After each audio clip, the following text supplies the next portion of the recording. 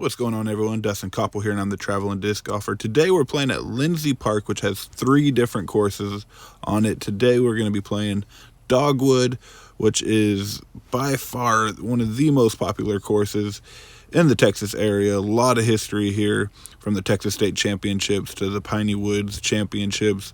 Who's who of disc golf has played here. But before we get started, we have another giveaway, this beautiful AVR Tour Series. All you have to do is subscribe and comment to this video in order to win, and we'll be picking a winner once we hit 350 subscribers. But starting off, we're going to be playing the longs. Hole 1, typically in the Pro Tour, this will play as a par 3, but anytime you go there, it will play as a par 4. So on this shot, you have a few openings that will, if you throw a little bit lower, or you have a huge hyzer over the trees. But here we have Jay coming out. He reached out to me. He has a private course as well, so we'll be filming there. But really cool local guy, so he'll be joining. Excited to get down there and film his course soon too, so keep an eye out for that one. But yeah, this is going to be the ideal landing zone, or like I said, throwing up and over the trees so you can crash down and get a lot closer to the basket. But here he is shooting for the birdie, just comes up a little short. This is my birdie putt as well, and was able to cash that one in. So moving on, hole 2, this is going to be 290 par 3. Both the creeks here are going to be out of bounds, so definitely got to clear it. Now you're going to see this gap that's right in front of me to the right. That is a gap that you want to hit if you are playing the longs, and then obviously the one to the left would be more of the short. And I did get to park this one with that sidearm. And me and Jay have 2 different games, so you're going to see him throwing a lot of turnovers. And his just ended up just catching one of the last trees in that gap, just left him a little short. So he'll be laying up. This is to save par for him. Good little par save there, and then tapping mine in for birdie. So moving on, hole 3. Says par 4, but if you look on UDisc, it's a par 5. Once again, that creek will be OB, so nice long tunnel shot. The theme of this course, after you go from hole 1, or where it's kind of open, the rest of it until you get to about 18 is going to be pretty much in the woods. Now, my disc got kicked off to the left, and if you end up getting kicked to the left, you will have quite a bit of openings to still save par and get down there. If you get kicked to the right, you're going to have a hard time getting out of there, though. And then, obviously, landing before the creek or after the creek is ideal, because if you land in the creek, it does play OB for a majority of tournaments. But obviously, if you're doing a casual round, that's up to you. So both of us were able to take a 4 on this one. And you're going to see a few bikers in the background. They have an amazing mountain biking trail area, and there's actually a tournament going on that day. But here we are, hole 4, huge dog leg right. Just got to make sure you throw something, if you're right-handed, super overstable here, and they can get through that gap and start to turn the corner. Jay's just gets a tree kick and lands a little short there. So he's going to have to try to, you can see that corner right there to where it's pretty tough. I'm working on my turnover game, and I still need a little bit of practice. But that was great accuracy to hit that tree dead center, in my opinion. So taking the left route, though, that right there looking to the right is the fairway, and you want to stay in the middle, but I ended up being just left of it. And there are gaps left and right of it, but ideally, you have like a 15-foot fairway going all the way to the basket.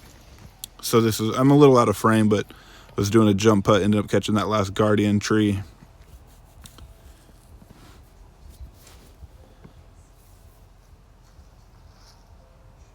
Here's another mountain biker in the background, and once again, I'm kind of out of frame, but putting that one in.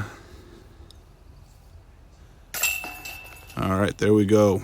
So moving on from that hole, both had a little trouble there. 334, par 3. This one's going to be a tight fairway, kind of go a little bit to the right and then come back left. So once again, you're going to see myself throwing sidearm, Jay throwing that backhand. And I ended up catching a late tree that kind of kicked me to the right, and Depending on where you're at in this course, a tree kick getting out of the fairway can be okay sometimes, and then other times it can just be straight up gel. And I was in straight up gel. I didn't have an option, so I was trying to throw a roller to get back to the fairway, and ended up okay. So the creek behind it, you got to be super careful when you're laying up. Just make sure, obviously you don't go into the creek. If that is a tournament, I'm pretty sure it plays OB, but casual round, do what you need to do. And anytime you run it, if you miss it, you are most likely going to end up in that creek like Jay did there. So a little death putt here, saving a bogey. Here he goes back up from the creek, but that is typically dry, which is always nice. So hole 6 is going to be 363, playing as a par 4. Ideal landing zone is right here, and then it's going to be going all the way back uphill. So aiming towards the short basket is a good choice. So once again, you're going to be seeing 2 different styles here, which I enjoy having other people on the channel because you get to see different style of play. And here he is having a clean look. Mine ended up getting a little tree kick, and I ended up kind of right here in the creek as well. That one had a little bit of water, but I was on the dry part, which was nice. So I was able to toss that up there. Ended up just a little bit short. Had a jump putt at it.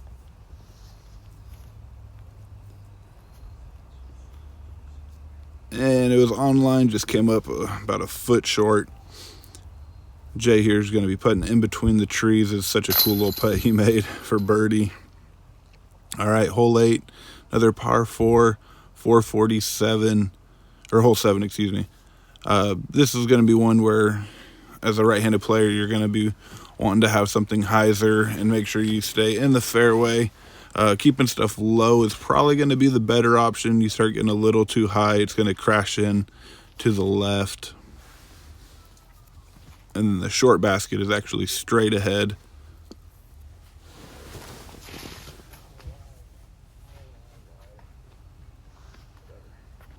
All right, so here goes Jay's shot. He's going to be throwing a big hyzer. And I wish mine would have, after this one, I ended up throwing mine next. I wish we would have caught it on camera, but you're actually going to see where mine landed. It's probably about where this bridge is that you're about to see me standing on. I was probably about 150 feet away from it, and I threw a hyzer through the trees, and I landed right there on top of the bridge. And of course, for whatever reason, the camera did not catch the throw, but that felt like a hole-in-one to me, landing right on that bridge. It was pretty cool. So was able to save a par. All right, hole 8 now, 383, par 3. This is a downhill one, and as you can tell, like I said, the theme of this course is in the woods. Just have to make sure that you hit the gap, have it glide down. And I ended up taking an early tree kick, missed the gap a little bit. Jay here really clean off the tee, was able to get it all the way down there. This, in my opinion, would definitely be a hard birdie to get just because of how it goes downhill and then back uphill and how tight this fairway is. So getting a 3 on this one definitely feels really good. All right. We're good. Go. Good spot. All right, so missing that jump putt. Good little layup from him. So both just gonna tap these in.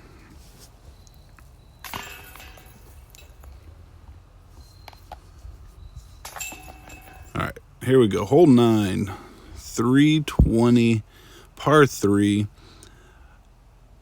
Now, I can't remember 100%. I believe someone in the Texas State Championships last year did ace this hole. But definitely just a straightforward shot, slightly uphill.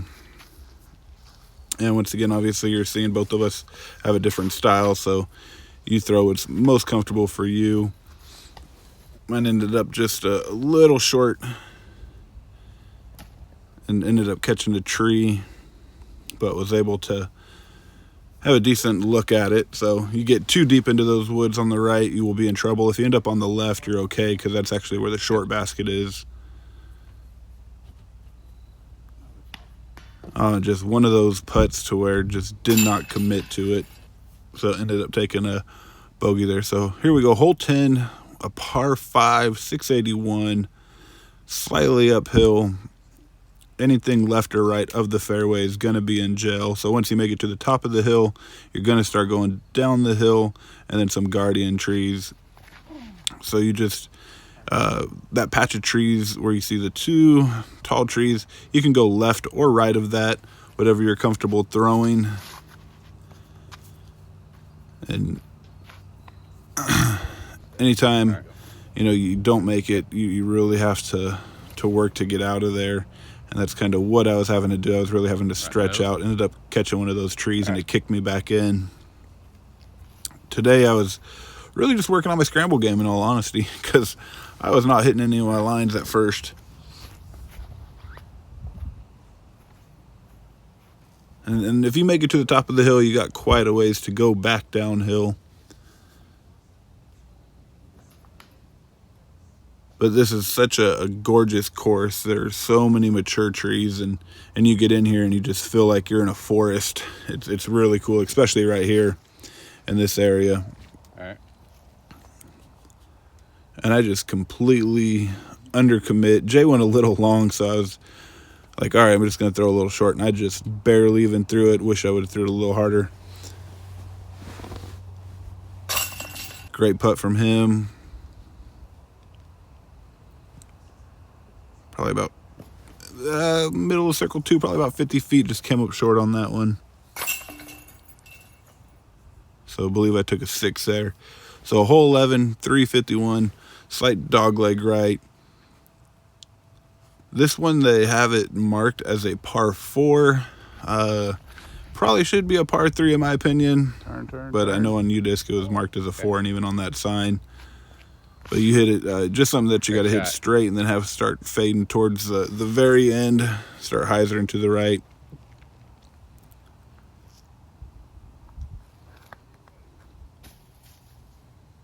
So this is technically a jump putt for eagle here. And just come up a little bit short, but really easy tap in for birdie. Oh my God.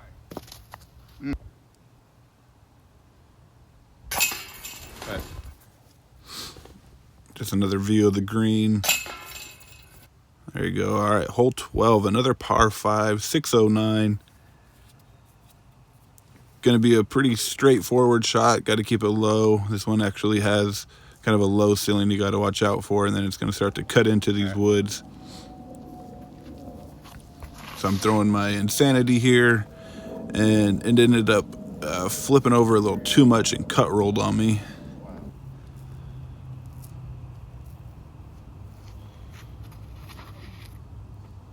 I believe that was Jay's D2 he was talking about. This is a really beat-in one that he has.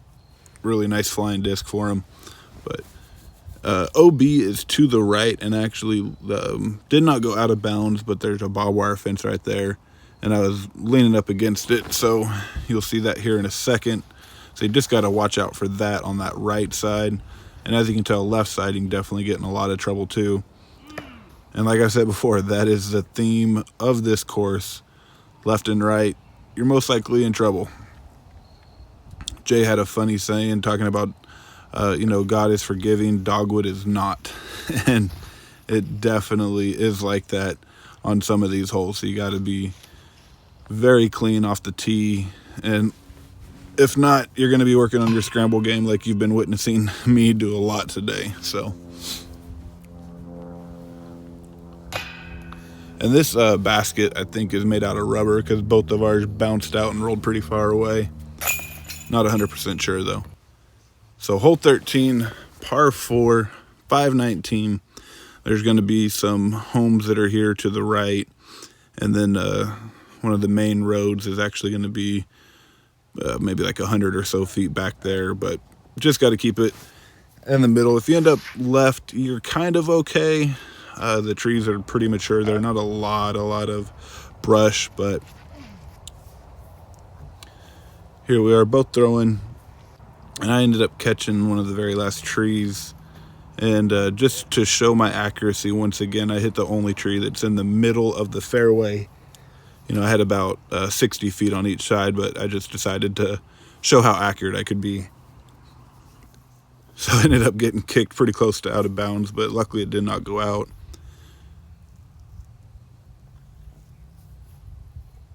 Shot. So here we are, both trying to just lay up, get close to a par. I believe we're both putting for par now. Was able to save that one.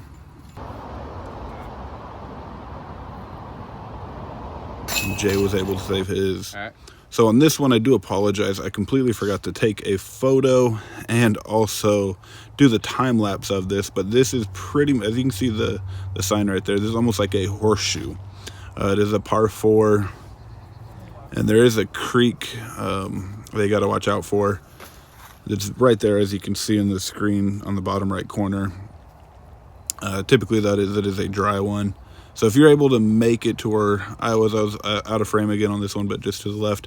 But if you can make it to that area, you'll have a pretty straightforward looking shot down there.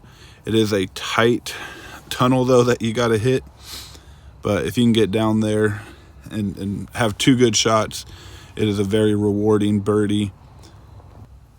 And I ended up just fading a little bit too early, trying to throw left-handed to get there, and just caught a branch that shot me down. But both of us tapping in for a par here. All right, so hole 15, 297, par 3. This is actually going to be one that's probably one of the tightest lines that you'll have to throw, but also one of the shorter holes. Because you are throwing downhill, but you just have to make sure that you can hit one of these gaps.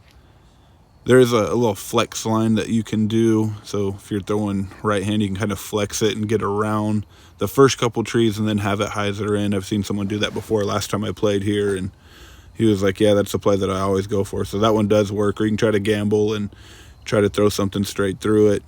But if you get kicked like I did, you'll end up having a pretty unique shot looking back at it. But both of us tapping in for another par here. Hole 16, 348.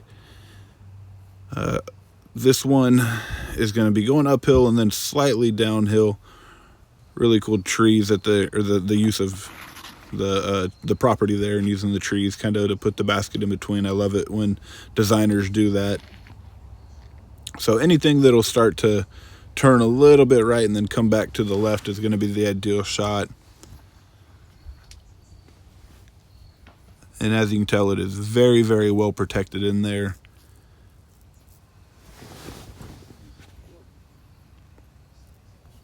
So this is one of those, in my opinion, if you can get a birdie on this one as well, this is a well-deserved birdie just because of the entrance to this green.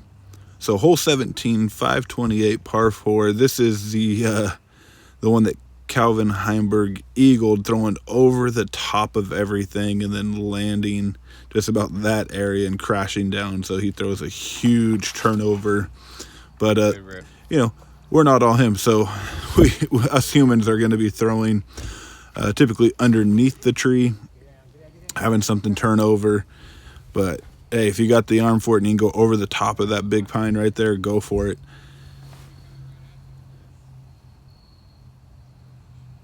So here he goes. So getting off the tee is pretty easy. It's not too chaotic, but once you start to get down here, if you do not end up in the fairway, that's where you're going to start getting into jail.